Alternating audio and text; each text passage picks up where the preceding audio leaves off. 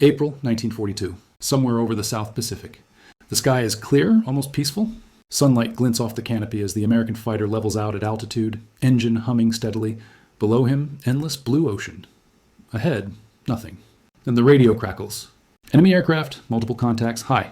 The pilot barely has time to react before shapes drop out of the sun, sleek, pale fighters with red circles on their wings.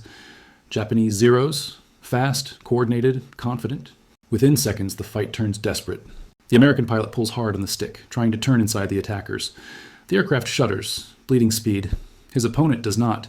The Zero seems to pivot in midair, rolling effortlessly onto his tail. Tracer rounds flash past the canopy. This is how it's been happening across the Pacific.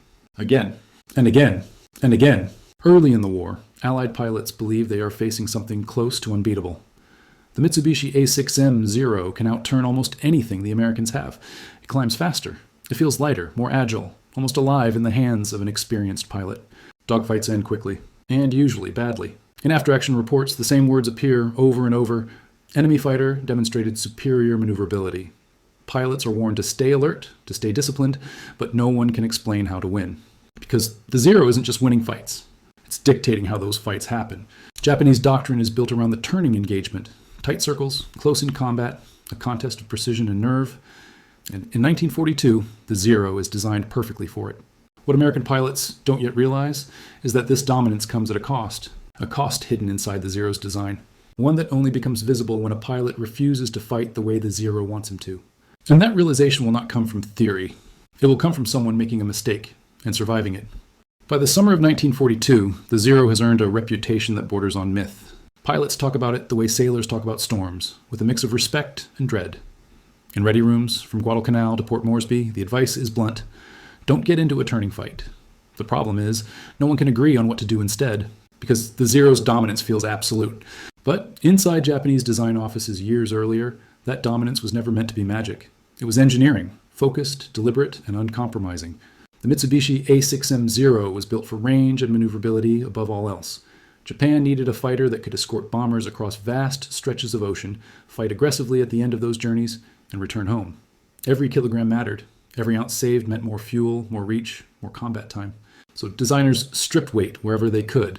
Armor plating removed. Self-sealing fuel tanks eliminated. Structural reinforcement minimized.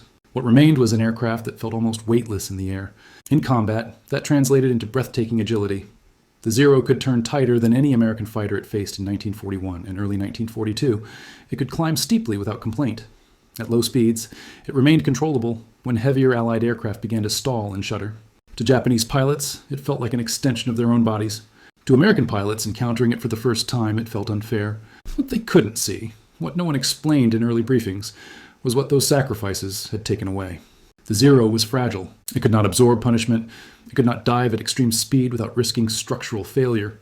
Its fuel tanks, once hit, turned the aircraft into a flying torch. And most importantly, it could not fight well outside the narrow envelope it was designed for. But that envelope was still wide enough to dominate the Pacific skies, at least for a while. American fighters like the F-4F Wildcat and early P-40 Warhawks were heavier, tougher, and less graceful. In a turning fight, they lost. And instinctively, pilots kept trying to turn harder, tightening the circle, pulling more Gs, playing directly into the Zero's strengths. The Japanese pilots knew this. They expected it. They trained for it. What they did not expect was that some American pilots would stop trying to win the turn altogether. Not out of strategy at first, out of desperation. The realization does not arrive in a briefing room. It arrives in midair, under fire. Late 1942, the Solomon Islands. A Wildcat pilot finds himself in the familiar nightmare. Zero on his tail, closing, perfectly positioned. The instinct to turn is overwhelming. Every hour of training screams the same command. Maneuver harder. He pulls. The aircraft answers sluggishly. Speed drains away. The Zero tightens effortlessly, its nose steady, guns aligned with terrifying patience. This is how men die. But at the edge of blackout, with the controls growing heavy and the engine screaming protest, the pilot does something almost accidental. He releases back pressure, then he pushes forward. The Wildcat drops its nose and falls out of the turn, trading altitude for speed. The maneuver feels wrong, exposed, cowardly even. He expects tracers to tear through the cockpit any second. They don't. The Zero follows instinctively, rolling inverted and diving after him. But something changes immediately. The distance doesn't close the way it should. The American aircraft begins to accelerate, fast, faster than expected. The Wildcat was never meant to outturn a Zero. But in a dive, weight becomes an advantage. Momentum builds, control stiffens, but the airframe holds together. The Zero begins to shake. Japanese pilots had been warned not to dive steeply for long periods, but combat erases caution. The Zero's light structure starts to resist the speed. Control surfaces grow twitchy. Compressibility threatens. The aircraft feels unstable, dangerously alive. The American pilot keeps diving. He does not look back. When he finally levels out, the Zero is no longer there. The pilot survives, shaken, unsure why. In the debrief, he describes the encounter awkwardly, without doctrine or theory. He only knows one thing for certain. Turning would have killed him. What he did instead saved him. Other pilots begin doing the same thing. At first, it is framed as escape, not combat. Dive away, regain separation, live to fight again. But as more engagements end with Americans surviving and Zeros breaking off, patterns emerge. The Zero can follow, but only briefly. It can chase, but not without risk. And if forced to choose between maintaining pursuit and preserving the aircraft, the Zero pilot is the one now facing a dilemma. The refusal to turn is no longer a fluke. It is becoming a habit. And habits in war become tactics. By early 1943, something has shifted in the Pacific Air War. Not dramatically, not all at once, but enough that veteran pilots feel it in their bones. Encounters that once ended in frantic turning fights are now breaking apart vertically, up and down instead of around and around. American pilots are learning to think differently. They stop asking, how do I outturn him? They start asking, how do I leave him behind?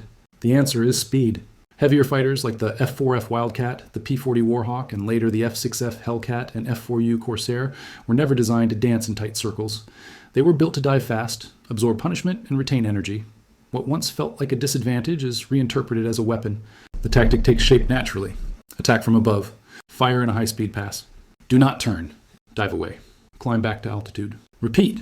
It becomes known, almost casually, as boom and zoom. Against the Zero, it is devastating. The Japanese fighter can still turn beautifully. It can still climb aggressively at lower speeds. But it cannot catch a diving American fighter without pushing itself beyond safe limits. Each chase risks structural failure. Each overshoot wastes precious energy. Each disengagement leaves the Zero lower, slower, and more vulnerable. Japanese pilots feel the frustration immediately. The enemy no longer stays to fight. The Americans slash through formations, fire briefly, and disappear downward into speed. Zeros give chase, only to find themselves unable to close the distance, or forced to break off before the dive becomes fatal. What was once a clean, controlled dogfight becomes a series of broken engagements. And with every pass, the Zero's greatest strength, its ability to turn tightly, becomes irrelevant. Worse, it becomes a trap. Pilots who insist on forcing turning engagements find themselves isolated, slow, and exposed to the next diving attack. The sky no longer belongs to the aircraft that can turn the tightest. It belongs to the aircraft that controls store energy. This realization does more than change tactics. It changes confidence. American pilots stop fearing the Zero as an unbeatable opponent. They begin to see it as a machine with limits. Dangerous, yes, but predictable if approached on the right terms. And once fear fades, learning accelerates. The Zero has not changed, but the fight has. By mid-1943, the air war over the Pacific has entered a new phase. The Mitsubishi Zero is still deadly. In the hands of an experienced pilot, it can punish mistakes instantly, but it no longer dominates by default. It must now wait for opportunities instead of creating them.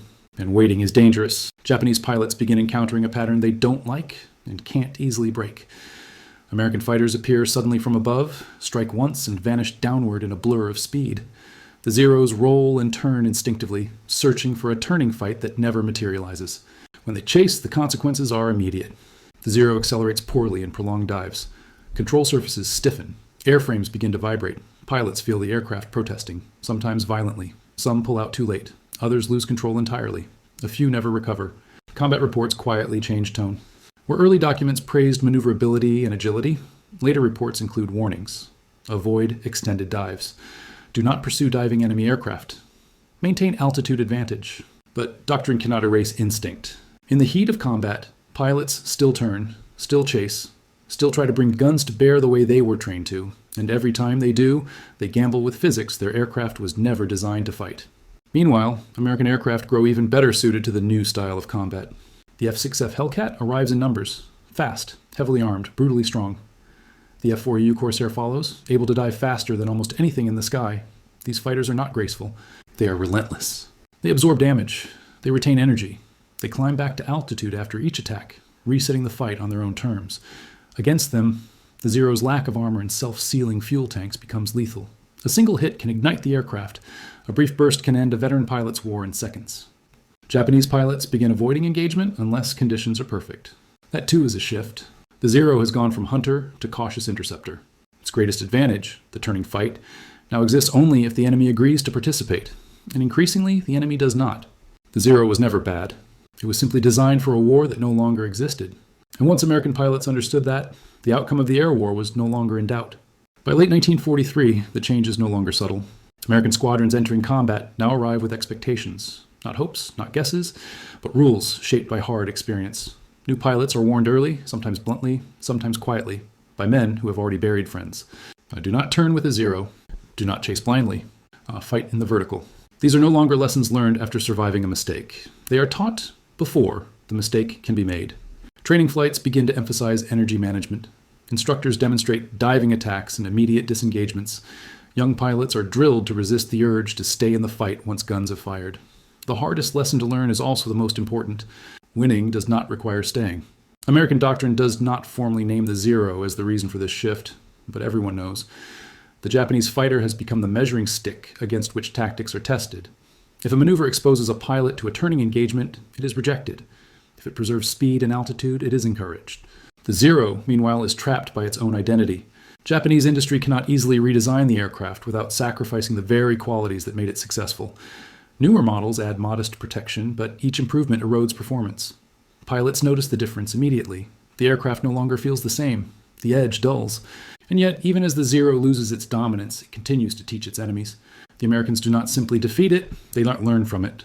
They learn that maneuverability alone is not supremacy, that agility without protection is a gamble, that the best fighter is not the one that turns the tightest, but the one that controls the engagement from beginning to end. These lessons extend beyond the Pacific. They shape how American pilots think about air combat entirely. Energy, altitude, speed, disengagement. The Zero forces its opponents to mature faster than they otherwise would have. Ironically, that may be its greatest contribution to the war. When the Pacific War ends, the Mitsubishi Zero does not vanish from memory. It becomes a case study. In post-war analysis rooms, American officers dissect what happened, not with anger, not with triumph, but with precision. They study combat records, pilot interviews, and aircraft wreckage, or that the Zero is no longer an enemy, it is a data point, and it has much to teach. The conclusion is clear. The Zero was not defeated by a better turn or a clever trick. It was defeated by a refusal to fight on its terms. American pilots survived once they understood what not to do. That lesson carries forward. As jet aircraft replace propellers, the principles remain intact. Speed increases, altitude increases, consequences grow harsher. But the same warning echoes through training syllabi. Do not surrender energy for maneuver unless you understand the cost. Jet pilots are taught that turning too hard, too long, can be just as fatal as it was in 1942. Chasing an enemy blindly, especially downward, remains one of the most dangerous instincts in air combat. The Zero's story appears in classrooms not as a triumph or a failure, but as a warning. A beautifully designed aircraft that dominated briefly, then exposed the limits of design philosophy when the environment changed. The pilots who first refused to turn never set out to create doctrine. They were trying to live, but survival, repeated enough times, becomes instruction. Instruction becomes habit. Habit becomes policy. That is how real tactics are born. Not in laboratories, not in planning rooms, but in moments where instinct meets physics, and one pilot decides to stop doing what the enemy expects.